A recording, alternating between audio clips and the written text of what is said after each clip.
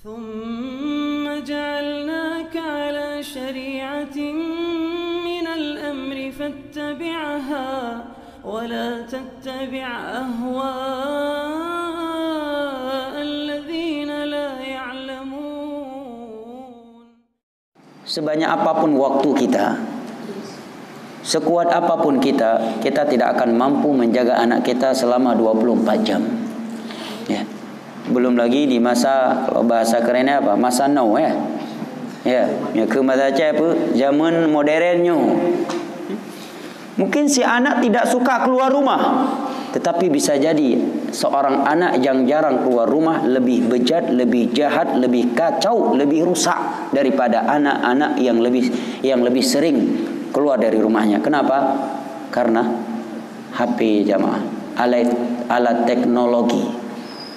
Coba bayangkan dunia yang begitu luas sekarang berada di tangan anak-anak kita, hanya berukuran 15 inci, 5 inci, 10 inci, lebih atau lebih besar atau lebih kecil dari itu. Yang di dalamnya berisi berbagai kejelekan. Berbagai kejelekan dia bisa lihat di situ. Dia bisa mencuri kalau dia hacker, bahkan dia bisa membunuh kalau dia seorang hacker.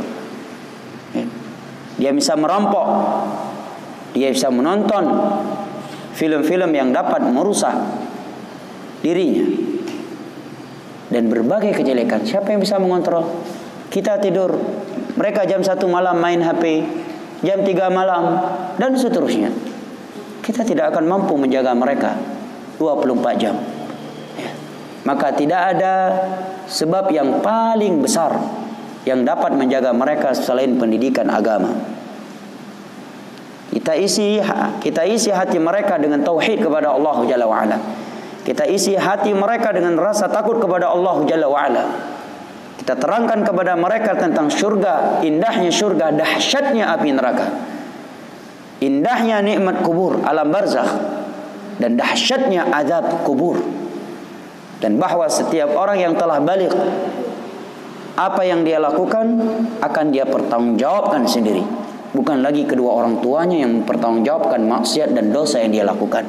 Maka ini akan memberikan pada seorang anak laksana remote yang selalu mengontrol dia. Setiap kali ingin dia bermaksiat, dia berpikir, ya, apa yang akan menimpanya dari kejelekan dunia dan akhirat, itu hasil dari maksiatnya. Ya. Bukan karena ada orang tua ataukah tidak dia melakukan suatu ketaatan atau meninggalkan sebuah maksiat.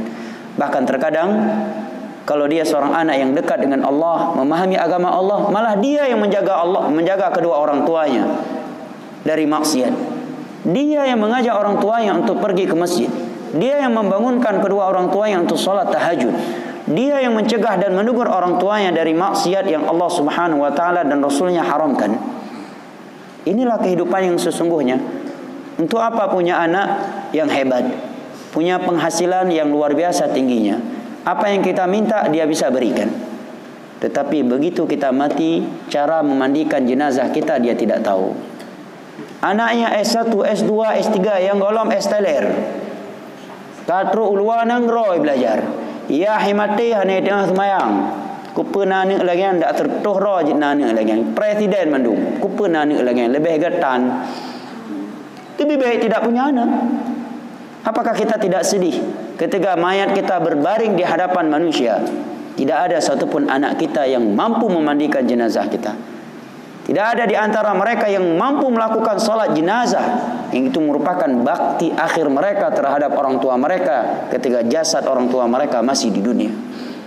Betapa banyak anak-anak sekarang S1, S2, S3 Al-Quran hanya baca alam, bahasa Inggris pandai, bahasa Mandarin pandai, bahasa Jerman pandai, pandai fisika, pandai matematika, pandai ekonomi, pandai teknik. Al-Quran tidak pandai. Itu sebuah kemuliaan. Al-Quran dia tidak pandai baca. Walaupun dia membaca panjang pendeknya dia tidak paham. Makhraj hurufnya tidak benar. Sedangkan untuk ilmu dunia kita berikan mereka 3 tahun, 6 tahun di SD, 3 tahun SMP, 3 tahun SMA, 4 tahun S1, ada yang 7 tahun, ada yang berujung DO. Ya kan? Ya. 2 tahun S2. Berapa tahun S2? Hah?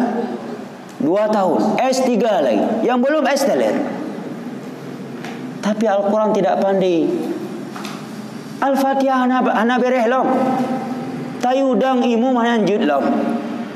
Yudang imum jenazah menan takbir kedua pahami ruku. Dikira sembahyang jenazah sama dengan sembahyang biasa. Subhanallah. Ini sebuah kemuliaan. Dia dihormati oleh masyarakatnya, nama besarnya, jabatannya, kekayaannya membuat dia mulia. Tetapi apa arti dari sebuah kemuliaan kalau dia merupakan sebuah kehinaan di sisi Allah Jalla wa Ala?